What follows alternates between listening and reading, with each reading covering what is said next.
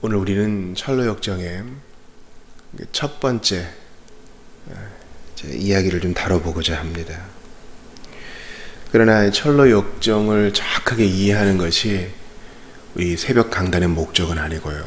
그것을 통하여 철로 역정의 기록을 통하여 존 버니언을 통하여 성경의 메시지를 더 깊이 이해하고 하나님께서 주시는 깨달음에 다다르는 것이 보다 큰 목적이라 하겠습니다. 예수께서 이 니고데모에게 어떻게 보면 조금 불친절할 수 있는, 또 그렇게 들릴 수 있을 법한 말씀을 하시죠. 니고데모는 상당히 자신을 낮춘 겁니다. 나름대로 이해를 가졌습니다.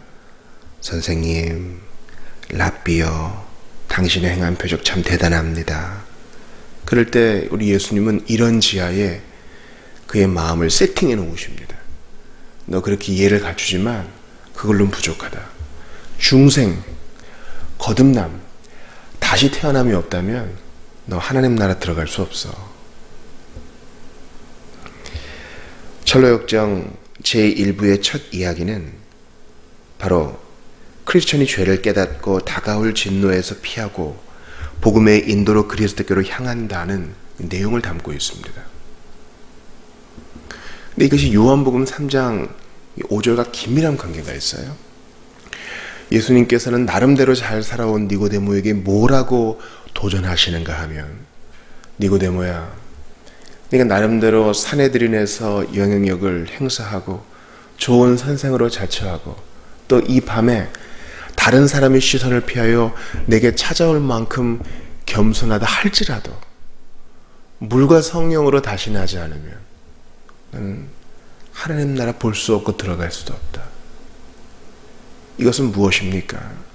바로 하나님의 말씀으로 인하여 깨어지고, 즉 회개하고 성령으로 다시 나지 아니하면, 중생하지 않으면, 즉 하나님 말씀과 성령으로 깊이 회개하여 이전의 것을 다 버리고 예수 안에서 다시 출발하지 않으면 너 소망 없다. 예수님께서 아주 엄중히 말씀하시는 겁니다. 그때 니고데모의 대답은 뭐예요? 전혀 이해하지 못하죠. 엄마 뱃속에 다시 들어가야 되겠습니까?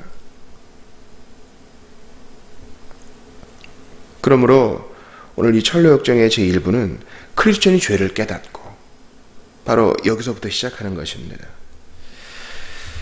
그 첫 문단을 읽어드리겠습니다. 세상의 황폐한 광야 지대를 두루 다니다가 어떤 곳에 이르니 거기에는 굴이 있었다. 나는 그 굴 안으로 들어가 잠을 자다가 꿈을 꾸었다. 꿈속에서 나는 한 남자를 보았는데 그는 남루한 옷을 걸치고 집에서 떨어진 어떤 장소에 서 있었다.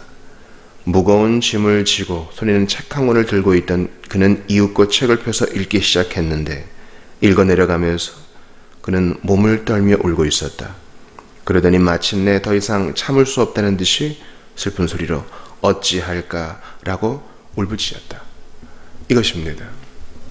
니고데모에게 필요했던 것과 여기에 무거운 짐진 자, 남루한 옷 입은 자, 바로 이 크리스천이라는 사람의 상태가 똑같은 것입니다.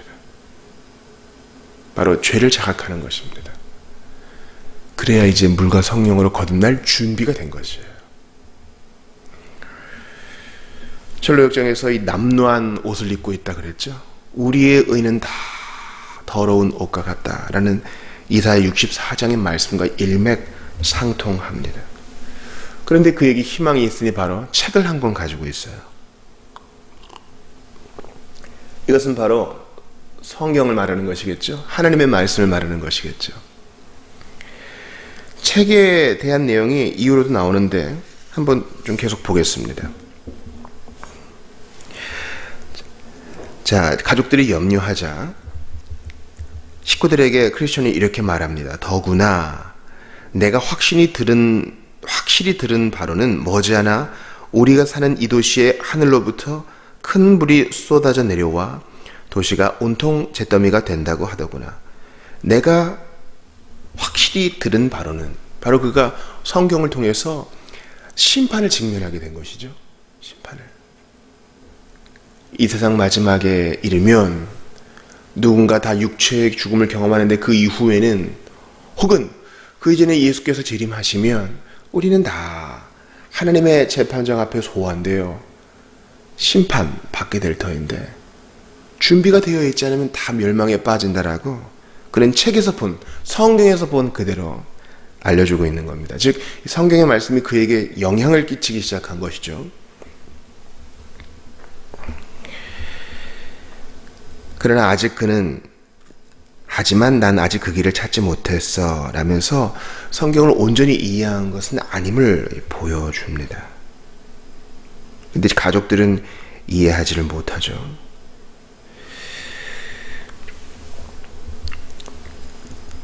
그가 이제 그 이후에 보인 반응을 제가 읽어드리겠습니다. 가족들이 이해하지 못하자 그러다가 즉 가족들을 위해 괴로워하고 또 그들을 위해 기도하면서 그러던 중 그러다가 그는 혼자 들로 나가 거닐기도 하고 책을 읽기도 하고 기도도 드리며 며칠을 보냈다. 계속 이 성경을 손에서 놓지 않습니다. 무슨 뜻인지 100% 정확하게 이해는 못해도 여기에 진리가 들어있고 내가 들어야 할 메시지가 있다는 것을 알고 계속 성경을 들여다봅니다. 사파에도 그렇게 되어 있지요. 그런 무거운 짐을 지고 있지만 성경의 답이 있다는 것을 어렴풋이 알고 계속 성경의 내용에 천착합니다. 근데 그가 전도자를 만나기 전에 이런 기록이 나오죠. 들어보세요. 어느 날 그는 여전히 들을 거닐며 책을 읽고 있었는데 책을 읽다가 갑자기 크게 낙심하여 예전과 마찬가지로 내가 어떻게 하여야 구원을 받을 수 있을까 하고 울부짖는 것이었다. 그가 전도자를 만나기 직전에도 그는 성경을 가까이 하고 있었습니다. 자, 오늘날 어떤 쉬운 복음주의의 관점에서 보면은 어때요? 야, 성경을 읽으시는군요. 당신은 성도 맞네요. 쉽게 선포할 수도 있겠죠. 그러나 누구도 그렇게 말할 수 없습니다. 2000년의 기독교 역사에서 당신은 쉽게, 아주 손쉽게 내 기도문을 따라했으니 성경을 구입하고 읽었으니 그리스도인입니다. 이렇게 말하는 선배들은 없었습니다. 성경의 내용도 마찬가지입니다. 오순절 성령 강림 때 내가 어떻게 하여 구원을 얻겠습니까? 라고 괴로워했던 사람들은 구약의 내용에 정통했던 사람들이에요. 그러니 성경을 보는 사람, 예배의식에 참석하는 사람, 기독교적인 용어에 익숙한 사람을 다 성도라고 단정 지으면 안 됩니다. 그 안에 영적 죽음의 잠에서 깨어나는 그 각성이 있는가? 죄에 대한 혐오가 있는가? 죄를 인식하고 있는가? 이런 질문이 있어야 하는 겁니다. 전도자가 묻습니다. 당신 왜 여기서 울고 있습니까? 그러자 그의 대답을 들어보세요. 선생님, 제가 손에 들고 있는 이 성경책을 읽어보니 나는 언젠가는 죽을 수밖에 없고 죽은 후에는 심판을 받게 되어 있습니다. 하지만 저는 죽기도 싫고 심판을 받기도 원치 않으니 어떻게 하면 좋을까요? 그리고 나서 이제 크리스천은 전도자의 안내를 받아 좁은 문으로 가는 길을 이제 가게 되는 것입니다. 뒤를 돌아보지 않고 좁은 문을 향하여 나아가게 되는 것이죠. 저는 이 철로역정 첫 번째 나눔을 통해서 여러분에게 나누고 싶은 것이 아주 단순합니다. 바로 성경의 우선성, 성경의 우선성입니다.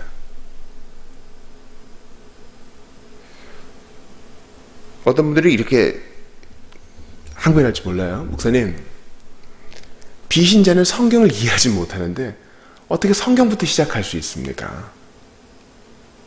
그러나 여러분, 제가 수차례 여러분께 권고했듯이 하나님보다 지혜로운 척, 하나님보다 똑똑한 척 해서는 안 됩니다.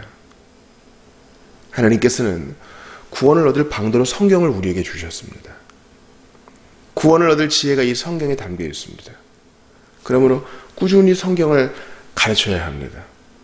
복음 전도는 몇 %의 결신율을 얻었느냐가 아니라 신실한 복음 전도는 듣든 아니 듣든 성경을 풀어 알려주는 것입니다. 예수 그리스도와 십자가에 대해 알려주는 것입니다. 자, 그럼 여기에 중요한 개입의 여지가 남게 됩니다. 그럼 이 성경의 적용은 어떻게 되는 것이냐? 바로 성령님을 통해 이루어지는 것입니다. 우리가 초두에 읽었던 요한복음 3장 5절을 다시 보세요. 예수께서 대답하시되 진실로 진실로 내게 이르노니 사람이 물과 성령으로 나지 아니하면 하나님의 나라에 들어갈 수 없느니라. 자, 물과 성령이라고 했습니다. 물로만 씻김 받으면 이라고 얘기하지도 않았고 성령으로 나지 않으면 이라고도 얘기 안 했고 두 가지를 다 얘기했습니다. 사람은 성경의 메시지를 통하여 자신이 죄인됨을 깨닫습니다. 그런데 어떻게 성경의 메시지가 그의 가슴에 와닿게 된 것일까요? 바로 성령 하나님을 통하여. 철로 역정의 첫 번째 이야기에는 성경 이야기, 크리스천과 그의 가족의 이야기, 전도자의 이야기, 주문을 향하여 뛰어가는 이야기 나옵니다. 그러나 성령님에 대한 얘기는 없죠. 그분은 숨어 계시는 하나님이십니다. 그분은 성경을 적용케 하시는 하나님이십니다. 그분은 보이지 않고 은밀하지만 명확하게 일하시는 하나님이십니다. 죄된 삶을 혐오하게 하시고 미워하게 하시고 이전에 나의 동리들에 대하여 얼굴을 돌리게 하시고 영생을 향하여 달려 나가게 하시는 것입니다.